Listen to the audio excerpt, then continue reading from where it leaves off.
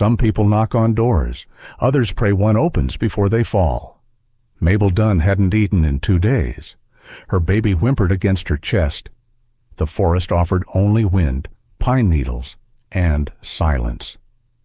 When she reached the door of a remote Montana horse ranch, she didn't have hope, just desperation. She whispered, "We got nowhere to go, sir." Now pause. Imagine you're standing there, your child cold in your arms, your past trailing behind like smoke from a fire you didn't start. Would you knock? Would you stay silent? Would you walk away? This is not just a story about hardship. It's about what happens when someone opens the door anyway. If this story touches something deep inside you, something about survival, second chances, or choosing love after loss, stay with us. Let it unfold. Leave a comment to tell us what you would have done. And if you believe in healing, hit that subscribe button for more stories like this. Now, let us take you back to where it all began. She hadn't eaten in 2 days. Her baby whimpered against her chest. The wind smelled of pine and something colder, rejection. Mabel Dunn pulled her shawl tighter, though it did little to guard against the bite of Montana's late autumn air. Each breath stung like a warning. Her boots, worn thin from weeks of wandering, barely kept the cold from gnawing at her toes.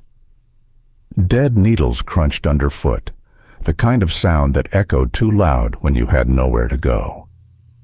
The bitterroot trees stretched tall around her, silent witnesses to her final walk, or so she thought. Her arms ached from holding the baby close, but she wouldn't shift him, not even a fraction. He was the only warm thing left in her world, and even that warmth was borrowed, fading fast with every gust of wind. Ahead, through the dark lattice of tree limbs, a faint plume of smoke curled into the sky. Not much, just a smudge against the stars, but smoke meant fire, and fire meant life. She moved toward it with the last of her strength.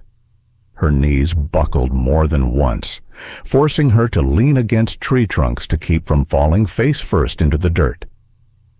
When the trees parted, she saw it a small cabin at the edge of an old trampled corral. The paint had long since peeled away. The porch sagged like a tired sigh. But the chimney still worked. The smoke still rose. No lanterns hung. No sound came from inside. Just the subtle shift of shadows and the faintest orange flicker dancing behind a dusty window. Mabel paused at the edge of the porch. She adjusted her grip on the baby, now barely stirring against her, and felt the familiar prick of dread. What if the man inside was like the others? What if he turned her away with hard eyes and harder words? What if he didn't open the door at all? Still, she climbed the 2 steps. One creaked, the other groaned. She raised her gloved hand and knocked 3 times, soft, hesitant, as if asking too loudly might shatter what little hope remained. No immediate answer, just the wind pressing against her back like a cruel encouragement. She waited, then movement. A floorboard creaked inside. A heavy step. The latch turned. The door opened. A man stood there, broad-shouldered, framed by the warmth of the fire behind him. His shirt was wool, worn at the cuffs. A hat hung behind him on a wooden peg. His boots, dusted with earth, didn't move forward. His face was lined, beard streaked with gray, and his eyes were the same color as the ash cooling beneath coals gray. Unreadable. They said nothing for a moment. Mabel couldn't form a full sentence even if she tried. Her lips were dry. Her voice had worn out miles ago, but she managed to whisper, "We got nowhere to go, sir." The baby stirred then, a soft murmur against her chest, as if to remind the world he existed too. The man's eyes dropped not to Mabel, but to the baby. He studied the child, not with suspicion, but with something older, deeper, a kind of silent remembering. Mabel braced herself for questions, for judgment, for a closing door, Instead, after a long pause, he simply nodded once and said, "Then stay." No other words, no demand for explanation. He stepped aside, leaving the door open to the firelight and the smell of cedar smoke. She stood frozen, unsure if she'd heard him right, but her knees made the decision for her. They gave out just slightly, and she stumbled forward, across the threshold, into the unfamiliar warmth. The cabin was simple: a stone hearth, a wooden table with 2 chairs, and shelves lined with tins and folded cloth. A cot sat near the fire, neatly made, as if expecting company. He didn't help her in, didn't touch her, just turned and walked to the hearth, tossing another log into the flames without a word. Mabel stood inside the doorway, the chill still clinging to her like a memory. The baby whimpered again, this time more urgently, as if realizing the cold was being replaced by something he didn't understand. The door closed behind her with a gentle thud. She glanced down at the baby's flushed face, then at the man who now crouched near the fire, stirring embers back to life. Something inside her, something long silent, exhaled. She didn't know his name. He didn't know hers. But somehow, it felt like the house had been waiting, not just for anyone, for her. And for the first time in days, maybe weeks, she let her shoulders drop just slightly and stepped all the way in. Behind her, the door had closed, but before her, a room waited with its quiet corners, its empty chair, and a warmth that asked for nothing but her presence. She expected interrogation, suspicion, maybe even a locked door. Instead, she got silence, warmth, and a spare blanket. The room he gave her was small, tucked behind a crooked wooden door just off the main space. It smelled faintly of old leather and pine resin. Saddles used to hang along the back wall, their outlines still ghosted in the wood. A single cot stood beneath a narrow window, covered in a folded wool blanket, thick with age, but clean. Beside it sat a crate, turned into a nightstand, with a chipped enamel bowl resting on top. Mabel stepped in slowly, unsure if she was allowed to. But the man Clayton, though she didn't yet know his name, had already turned back to the hearth, as if granting her space without needing to say so. She laid the baby down first, careful not to wake him fully. His little hands curled into fists, his lips parted in that way newborns did when sleep was deeper than hunger. She knelt beside him and adjusted the edge of the blanket over his tiny chest. Her hands lingered there a moment longer, feeling the fragile rhythm of his breath. The silence wasn't uncomfortable. It wasn't the kind that judged. It simply was, back in the main room. Clayton moved with quiet purpose. He ladled warm water from the kettle into a tin cup and set it on the table without a glance toward her. Then he grabbed a bundle of kindling from the corner and stacked it by the fire. Mabel watched him for a moment, curious not about what he'd say, but what he wouldn't. She eased onto the cot, back aching from miles of walking. Her body sagged into the thin mattress like it hadn't been horizontal in weeks. And maybe it hadn't. Through the small window, moonlight slipped in, pale and tired, illuminating motes of dust suspended in the air. She let her head rest against the wall, her fingers absently stroking the baby's soft cap. The stillness was fragile. She didn't want to move too quickly, speak too loudly, for fear of breaking it. The fire popped once, then again. Mabel flinched, not from fear, but from the unfamiliarity of being safe. She waited for questions that never came. No one asked where she was from. No one questioned the baby's father. No mention of newspapers, rumors, or sins not her own. No demands for repayment. Just that one phrase. Then stay. She had heard plenty of words in the past few months, harsh ones. spat through clenched teeth, whispered behind closed doors. Some of them still echoed in her ears when she closed her eyes. But here, there were none, and that, oddly enough, was harder to bear. The baby shifted in his sleep, letting out a soft hiccup, then another. His brow furrowed and his lips puckered. He was cold. Mabel reached instinctively for the thin edge of her shawl, but she'd already wrapped it beneath him.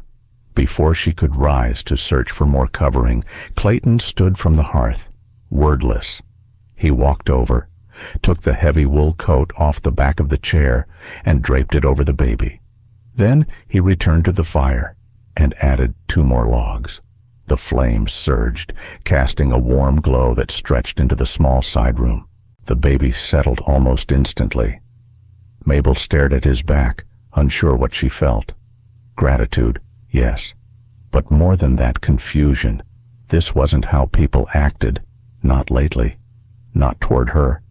She'd learned to expect suspicion, or worse, pity. But he offered neither.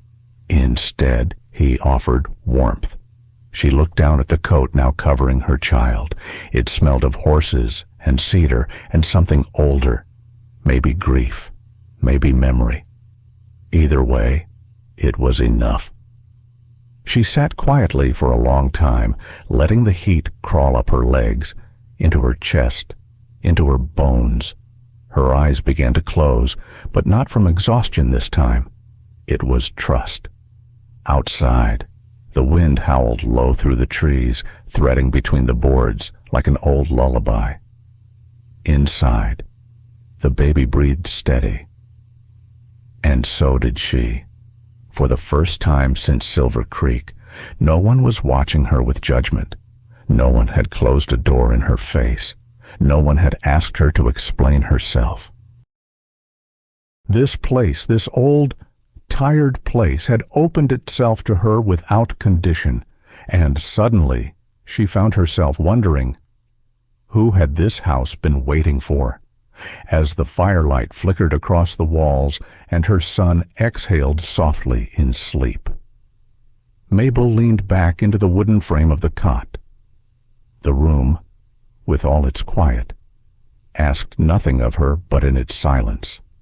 It whispered something unexpected. Maybe she wasn't the only one here who needed saving. Not all weight is measured in pounds. Some comes in burlap sacks full of names you didn't choose. The fire crackled softly in the main room. Outside, the wind scraped along the roof, whispering reminders of places Mabel would never return to. She lay on the cot, her baby curled beside her, the wool coat still draped across his tiny body. But sleep would not come. In the quiet, memory had a way of creeping back slow and sharp, like splinters under the skin. Silver Creek hadn't always been cruel. Once, it was a town of laughter and front porch gossip. She remembered washing clothes by the river, her hands red from cold water, while the other women teased her about the way Jonas Dunn, her husband, looked at her from the saloon steps. They said she'd tamed him. That was the joke. That wild Dunn boy with his fast horse and faster tongue, somehow settling down for a girl who hemmed her skirts twice and said grace before supper. But the joke stopped the day the fire broke out behind the general store, and the explosion that followed, loud enough to shatter windows halfway down Main Street, left 3 men dead. One of them had a boy just learning to ride. No one saw Jonas after that. Not alive. Anyway, when they dragged his body out from the gully 2 days later, a bullet between the eyes and a bottle of contraband whiskey still clutched in his coat. The town turned cold, not grieving, not shocked, just done with her. Mabel hadn't lit the fuse. She hadn't touched a still or packed a wagon, but her last name was Dunn, and that was enough. The whispers began before the funeral. She must have known. She covered for him. I seen her carrying sacks that didn't smell like flour. She stayed quiet, hoping silence would protect her. It didn't. The landlady changed the locks on her boarding room. The midwife refused to come when her feet began to swell too soon. And then, one afternoon, just as the leaves turned gold and brittle, a man followed her behind the butcher shop. She didn't even recognize him, someone from out of town, she thought. Maybe a cousin of one of the men who died. He asked her once where the whiskey was. When she didn't answer, his hand clamped around her arm like iron. He shoved her hard enough that her back hit the stacked crates. The baby inside her shifted, and she felt it pain, deep and hot. A warning. "Tell me where," he hissed, "or I'll take it out of you." She didn't tell him, not because she was brave, but because she didn't know. Someone shouted from the far end of the alley, and the man vanished into the shadows. But the bruise stayed. So did the knowing. She walked back to her room that night, hands on her belly, heart thudding like a war drum, and that's when she realized something. The town wasn't just done with her. It wanted her gone. That night, she packed a small burlap sack, no more than 10 pounds, 1 jar of oats, a tin spoon, a pair of wool socks she'd knit in better days, and the smallest item yet the heaviest, a blue baby cap she'd sewn from one of Jonas's old shirts. She didn't take the photo, didn't take the letter he'd left behind, just the baby growing inside her and the last bits of warmth not yet stolen. The road out of Silver Creek was dark, no lanterns, no moon. But she walked anyway. She walked for her child. She walked because staying meant waiting for someone else to come knocking someone with harder fists or colder eyes. She walked through 2 towns, keeping to the edges, buying bread when she could, water when she had coin, and then the coins ran out, and then the bread. She found work for a few days, scrubbing floors at a mining camp. But when they asked her name and she answered truthfully, they sent her packing before the water even cooled. So she kept walking, until her legs gave out beneath a pine tree just shy of what looked like smoke in the sky. Until she found the porch. Until she knocked. Now, in the warmth of a stranger's home, with a baby sleeping safe beside her. Mabel finally let the tears come. Quiet, salt warm, and long overdue. But behind the sorrow, something stirred soft and trembling. Not hope, not yet, but the faintest question, what if this silence wasn't empty? He never asked her name, but somehow, every morning, there was hot water and bread waiting. The silence became a language between them. Mabel woke with the baby still curled beneath Clayton's heavy coat, the embers in the hearth still glowing, as if someone had stoked them just before dawn. On the wooden table in the main room, a tin cup steamed gently beside a thick slice of oat bread. No footsteps, no clatter of pans, no clanging doors, just that quiet presence moving like breath through the cabin. She hadn't heard him rise, but he had been there.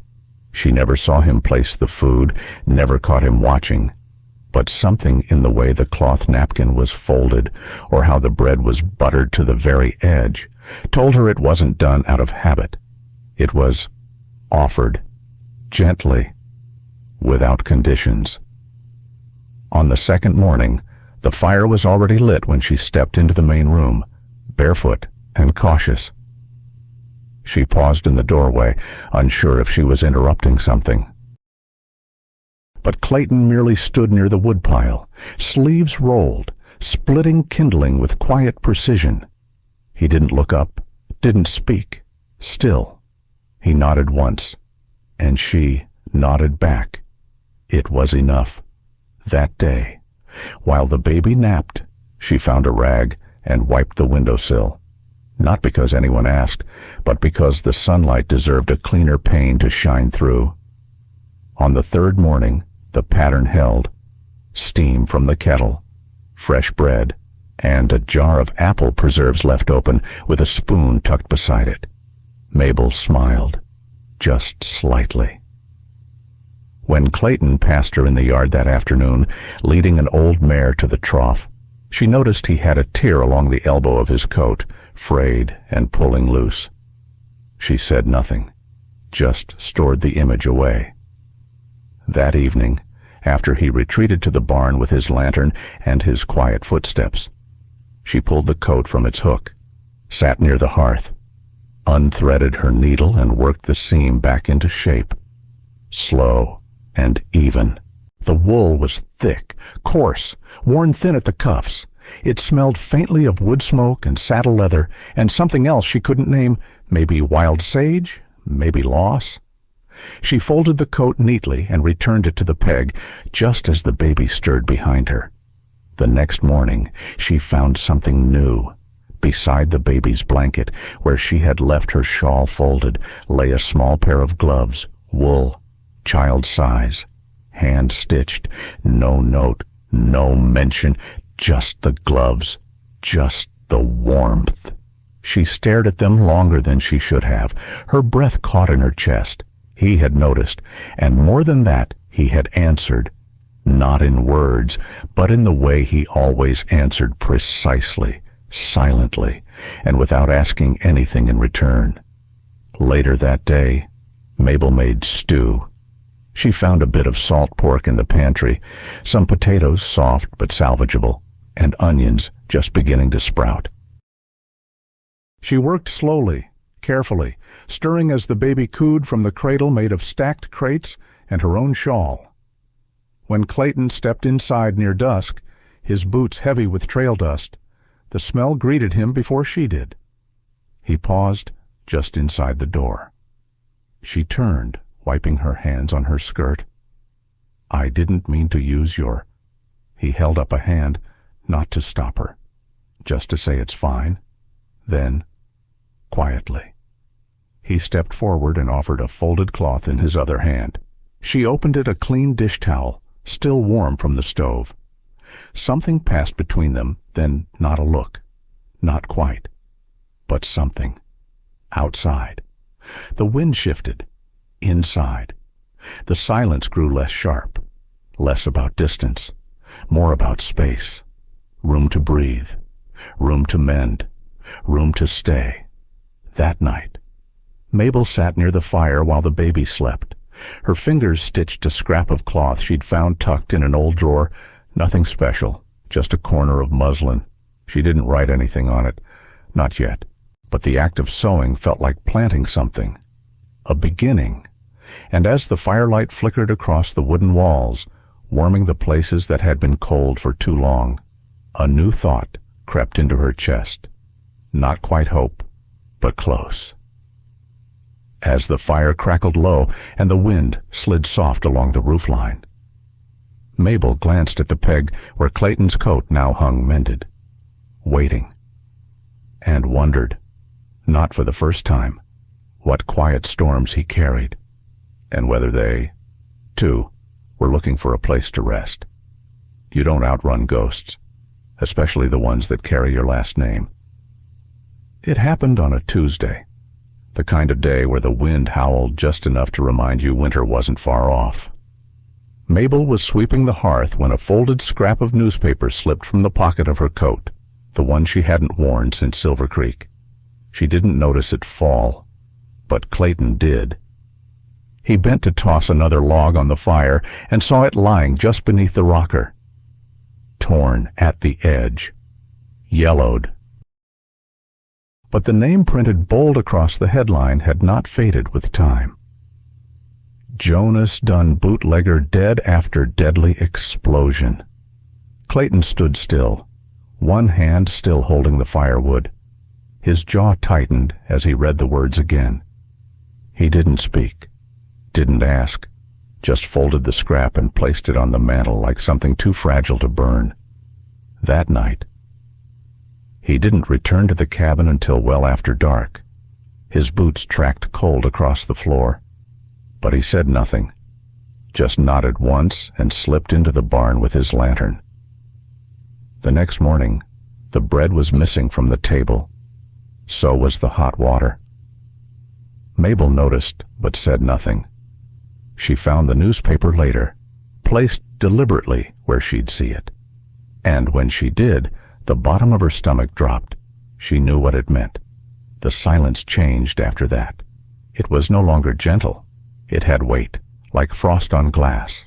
And Clayton's footsteps, once slow and even, now echoed harder against the floorboards. He didn't look at her when they passed in the yard, didn't touch the stew she left warming on the stove, didn't nod when she tried to offer the gloves back with a smile. 2 days passed. On the third morning, she found him standing by the fence line, arms crossed, his breath rising in steady clouds. She didn't speak at first, just stood a few feet away, wind tugging at the edge of her shawl. Finally, he turned. "You knew I'd find out." His voice wasn't cruel, just tired. She nodded once. "I figured." He gestured toward the paper, now tucked in his vest. "Jonas Dunn, your husband, yes." He exhaled hard through his nose. "He's the reason my boy is dead." The words landed like rocks. Clayton didn't move. His hands remained clenched. "That fire behind the store my youngest was delivering eggs to the bakery next door. Blast caught him in the alley." Mabel swallowed. "I'm sorry." He scoffed. Not angry, just bitter. "Sorry don't bring back a 5-year-old with a blue hat and a tooth that never came in straight." She stepped forward. Slow. "I didn't know he was there." "You were his wife." He snapped. "I was his wife," she echoed, her voice steady now. "Not his keeper, not his partner, not his lookout. Don't lie. I'm not." She looked down at her hands, small, red from washing, sewing, scrubbing frost from windows. "I didn't run the still. I didn't light the fuse. I didn't pack the cart. All I did was try to survive next to a man who lied with a smile and drank to sleep." Clayton's face didn't soften, but it didn't harden either. "He said we'd leave Silver Creek, said he'd buy land in Wyoming. I believed him. And when the fire happened, I was home, sick, 7 months pregnant and sick. He never came back." Clayton looked away. "I buried him alone." She added, "No preacher, no neighbors, just me and a gravedigger who wouldn't look me in the eye." They stood in silence. Wind moved through the fence rails like something alive. "I didn't choose what he did," Mabel said finally. "But I chose to live after he did it. For the child I was carrying, that's the only truth I've got left." Clayton's shoulders dropped, just slightly. Not forgiveness, but something less like fury. "You should have told me," he said. "Would you have opened the door?" He didn't answer, and that silence said more than any yes or no. Clayton turned without another word and walked back toward the barn, his boots crunching slow over fallen leaves.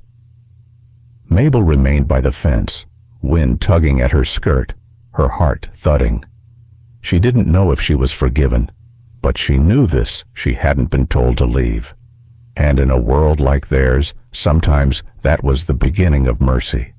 Some visitors knock, others bring the wind in with them. It was near dusk when they came, 2 riders cutting down the trail with the kind of silence that didn't need announcing. The horses were lean, dusty, noses foaming from the long ride. The men atop them wore the kind of coats that hung heavy with secrets, their hats pulled low, eyes hidden beneath brim and shadow. Clayton saw them first from the barn window. He didn't move right away, just watched how the taller one leaned in to whisper something to the other, watched the way their hands stayed near their belts, not drawn, but ready. He stepped outside, slow and measured, the wind curling at his back. The sun was beginning to sink, casting long gold across the fields, turning everything into silhouettes and edges. The taller man dismounted first. His boots hit the ground like a challenge. He gave the place a quick look, barn, corral, cabin, and then turned his eyes on Clayton. "We're looking for a woman, Mabel Dunn." Clayton didn't blink. "You are?" "She here?" the shorter one asked, voice sharper, younger. "Depends on who's asking," Clayton said. The tall one smirked. "Just some friends from Silver Creek. She left behind a few unsettled things."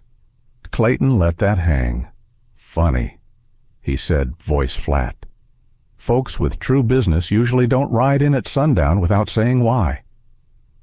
The shorter man stepped forward. "She's the wife of a killer. Some debts ain't just about coin." Clayton's jaw tightened, but he didn't raise his voice. What kind of debt brings two men across mountain trails to talk to a woman who ain't picked up a gun in her life? The tall man's smile faded. "You know who her husband was. I know who she is now." Clayton answered. For a long moment, no one moved. A hawk cried overhead. The wind dropped to a hush, like even the trees were listening. The tall man took a step closer. "She comes out, or we come in." Clayton didn't answer. He turned calm, unhurried, and walked toward the edge of the corral. "You boys like a fire?" he asked over his shoulder. "Barn's full of dry hay." They looked at each other. "I got matches," he added, "just in case your story don't hold water." That's when the shorter man's hand twitched toward his belt. Clayton raised a single brow. "Try it." The tension snapped like an old fence post, but instead of a draw, the taller man held up a hand. "Easy. We ain't here for blood. Then you'll ride out," Clayton said, "and leave the past buried." The tall one laughed, low and mean. "Some ghosts don't stay buried." Clayton looked him in the eye. "Then maybe they picked the wrong mountain." He nodded toward the tree line. "Trail cuts behind the ridge. You'll want to take it before dark." For a moment, they didn't move, but something in Clayton's stance, or maybe the weight of what he didn't say, sent them backing off. They mounted up slow, but just before turning, the younger man leaned in, spit into the dirt, and muttered, "We'll be back. Next time, won't be talking." Clayton's voice was ice. Then, "Next time, I won't be asking." The hoofbeats faded down the trail like an afterthought, but Clayton didn't relax. He watched until the last shadow slipped from view. Then he turned, walked back to the barn, and opened the side door. "Mabel," he called, low and even. No answer. Mabel, a creak came from behind the stacked crates. He moved closer, and there, beneath the wooden slats of the old foaling stall, he saw her, curled tight, eyes wide, the baby pressed against her chest. She wasn't crying. She wasn't trembling.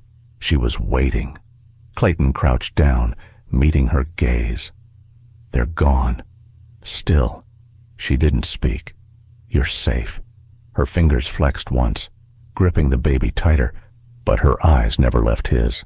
Not fear, not exactly, more like readiness.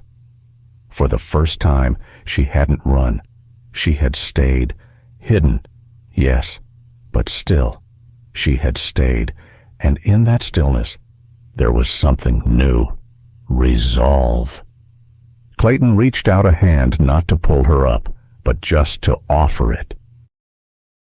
Mabel stared at it, then slowly placed hers in his. Not for balance, but for something quieter, older, trust, perhaps, or the first shape of it. Behind them, the barn settled into evening creaks, and inside the cabin, the fire waited. He hadn't heard laughter in that house in 11 years, not even from himself. The days after the men from Silver Creek rode off passed quietly, but something had shifted, not in words, not even in glances, just in the way time moved between the cabin walls. Slower, softer. Mabel didn't ask about Clayton's past, and he didn't ask about hers. But they shared space now, not just physically, but in the quiet way one shares grief that no longer needs explaining. The baby, too, had changed. He slept longer, nursed steadier, his tiny fists no longer clenched in restlessness. Some mornings, Mabel would wake to find his eyes already open, staring at the ceiling beams, calm and blinking like he finally believed the world wouldn't take everything from him. That Tuesday, the light came through the east window like honey golden, thick, slow. Mabel had opened the shutters just a bit, letting in air that smelled faintly of pine needles and warming earth. She cleaned the stove, humming under her breath. She sliced carrots she'd bartered from a passing trapper and stirred them into the old iron pot Clayton had left near the hearth. There was lentil, a bit of dried thyme, and a knuckle of salt pork that had just enough fat left to flavor the broth. Behind her, the baby lay in his makeshift cradle, kicking at the edge of the wool shawl with tiny feet. Mabel stirred clockwise, then counterclockwise, as she'd seen her mother do.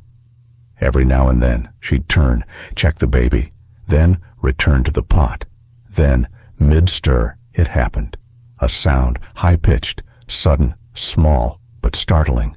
A laugh, not a coo, not a sigh. A laugh. Mabel froze. The spoon in her hand stilled. She turned, slowly, as if afraid the sound might vanish if she moved too fast. The baby was looking right at her, grinning wide, gums bare, eyes dancing.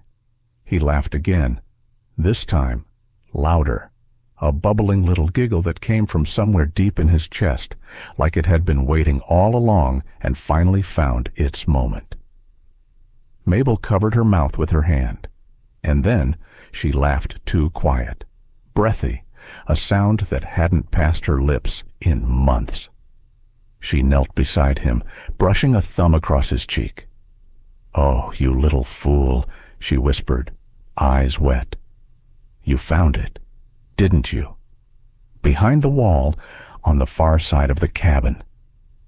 Clayton paused mid-step.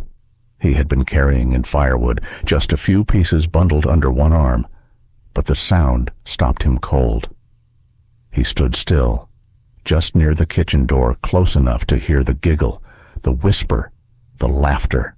He didn't enter, didn't make a sound, just leaned slightly toward the gap between door and frame. Mabel began humming something, then a tune he didn't quite recognize. Gentle, winding. She sat cross-legged beside the cradle and tapped rhythm on the side of it, a melody rising soft as breath. Then she spoke, not to him, but to the baby. A poem, not formal, just something remembered, like a lullaby told to her once long ago. Sleep, my dove, the wind won't steal you. Walls are strong, and fire heals you. Sleep, my heart, we've walked through sorrow, but if you stay, we'll find tomorrow. Her voice trembled on the last line. Not from fear, from belief. Clayton closed his eyes for a moment, let the warmth of the words slip into places he didn't know were still cold. He hadn't heard poetry in that house since, well, he didn't finish the thought. Back in the kitchen, the baby gurgled and kicked again, as if to clap for the sound of his mother's voice. Mabel chuckled, wiped her eyes, and reached for her sewing. She had found one of Clayton's old shirts folded at the bottom of a drawer, frayed at the cuffs, buttons loose. It had the faint smell of long days and saddle leather, and something else lost, maybe, or waiting. She threaded her needle and began to stitch. And through the doorway, Clayton stood quietly, one hand resting on the edge of the frame, wood warming beneath his palm. He didn't step forward, he didn't speak, but he didn't turn away either. That night, after the baby fell asleep, Mabel folded the half-mended shirt and placed it gently beside the cradle. She didn't know it yet. But come morning, a single word spoken by a child too young to understand its weight would land between them like thunder. He hadn't planned to be called anything but sir, but then the child said, "Pa." It was early, the kind of morning when the world hasn't quite woken up yet. Mist clung low to the field. The dew on the fence rails shimmered like frost, though winter had long retreated. Mabel stood on the porch, bouncing the baby gently on her hip, wrapped tight in a soft cotton sling. Clayton was by the gate, tightening a loose hinge, one knee down in the dirt, jaw clenched in focus. The baby was chewing on the end of Mabel's shawl, legs kicking with quiet contentment. Then, without warning, he stretched out a hand toward the figure in the field and said it just once, clear as glass. "Pa." The sound sliced through the quiet like a dropped plate. Mabel stiffened. Clayton froze. The wind even paused a moment. Then the boy said it again. "Pa." This time louder, joyful, like he'd discovered a new word that felt right in his mouth. Clayton didn't look up, just went back to his work. But his hand fumbled the nail, and he cursed under his breath. Mabel couldn't speak. Her chest ached in ways she didn't understand. Not pain, not fear. Something tenderer, rawer, like watching a door open that she never thought would be unlocked again. She carried the baby inside, heartbeat loud in her ears. Clayton finished the fence post and walked the long way back to the barn. That night, no one mentioned it. Mabel didn't speak of it over the stew she'd simmered all afternoon. Clayton didn't acknowledge it when he passed her the bread. The baby had long since fallen asleep, mouth parted, cheeks flushed with the glow of a day spent giggling and crawling across a blanket on the floor.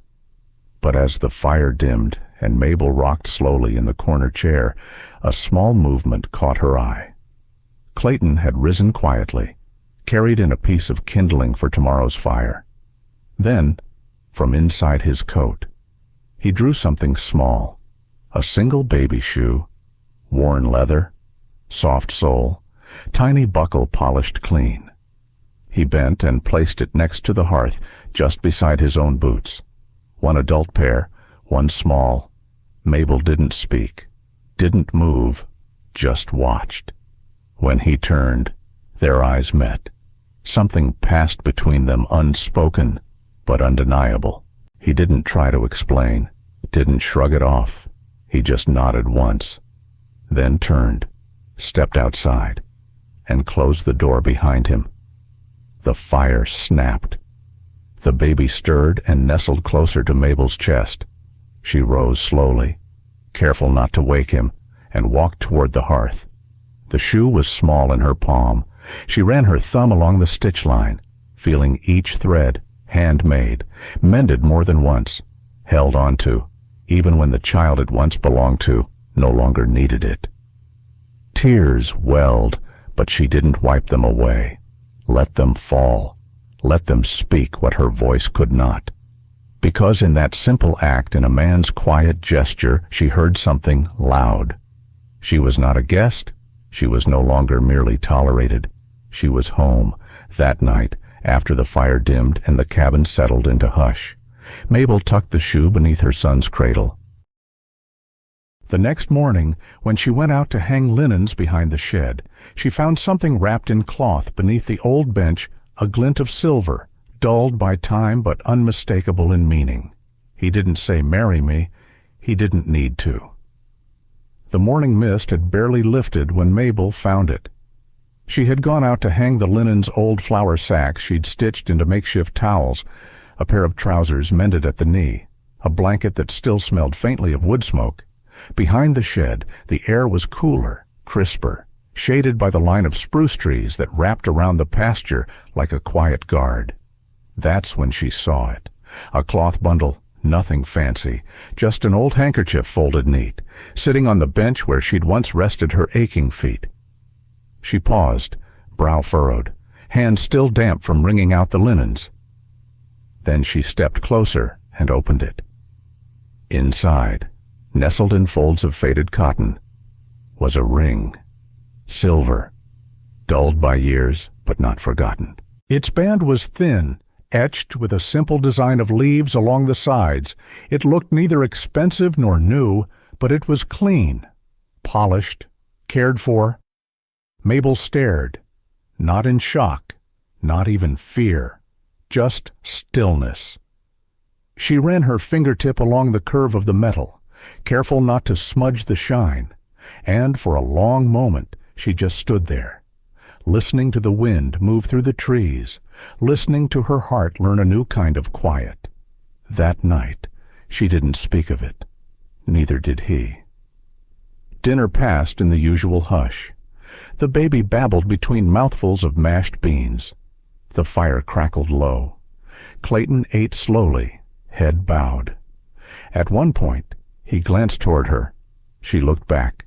Nothing was said, but something was known. When the dishes were washed and the child tucked in, Clayton stepped out for firewood. Mabel followed him not far, just to the porch. The night air bit at her cheeks. Stars blinked low in the Montana sky. Clayton returned with a log under one arm. When he saw her, he paused, shifted the weight to one side, and reached slowly into his coat. Then, without ceremony, without a word, he opened his palm.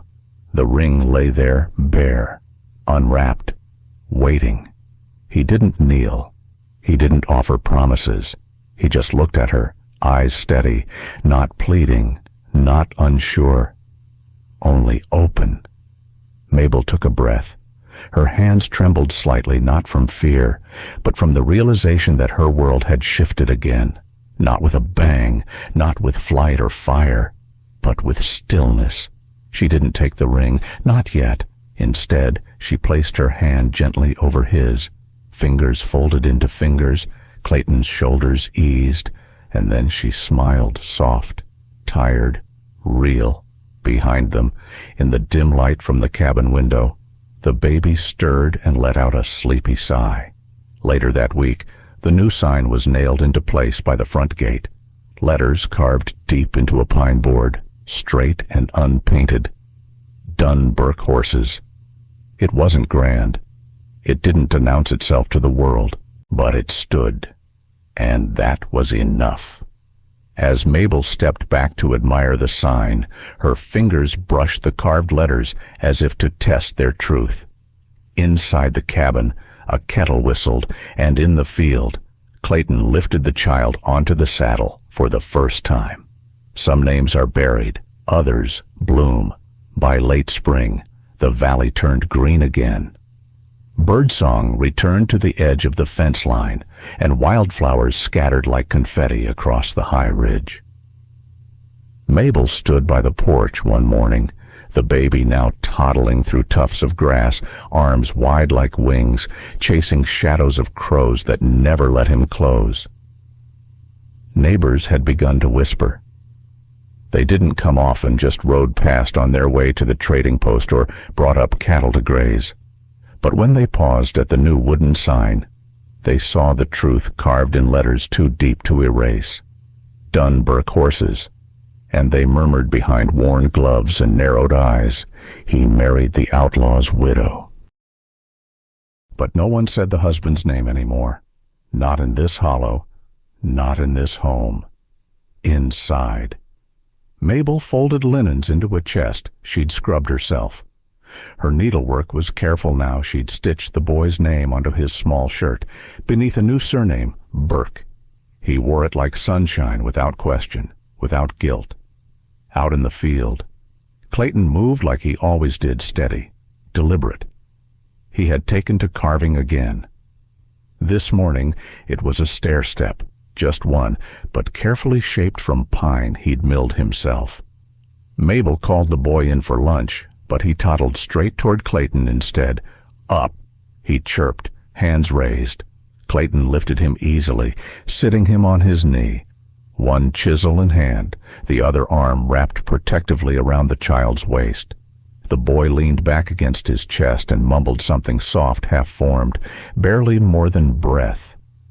But Clayton heard it. Home. He didn't flinch, didn't look around to see if Mabel had caught it. He just smiled. Later that evening, the three of them sat on the porch, the child between them, clutching a carved horse Clayton had made from scrap wood. Mabel sipped tea from a tin mug, worn smooth from years, but sturdy as ever. There was no ceremony, no audience, no forgiveness spoken aloud. But everything was there. The shame Mabel once carried burned clean by seasons of work and silence. The grief Clayton bore stitched gently into moments that finally stopped hurting. And the boy never judged, never questioned growing up where names no longer weighed like stones. As dusk settled, fireflies blinked in the tall grass, and a breeze rustled the porch rafters. The world didn't ask for permission to keep turning. It just did, behind them. The cabin glowed softly from the hearth fire, the scent of cedar mingling with supper's final simmer. They didn't speak much anymore. They didn't have to, because in the stillness, they had found something steadier than rescue. Stronger than reputation, more enduring than regret, they had chosen to stay, and that was enough. No one said her husband's name again, not because it was forgotten, but because it no longer defined anything. On that stretch of Montana land, under a sky that had seen too much sorrow, something had grown a home, a new name, a life not built on escape, but on staying. Sometimes the hardest thing we'll ever do is stay. Stay in the silence. Stay through the grief. Stay open, even when our hearts are worn thin from years of loss, judgment, or shame. Mabel and Clayton didn't save each other with grand gestures. They healed in quiet ways through bread left on a table, a door left unlocked, a pair of boots placed beside a cradle. In a world that too often measures worth by names, past mistakes, or whispers from the neighbors, they built something rare, a home grounded not in history, but in choice.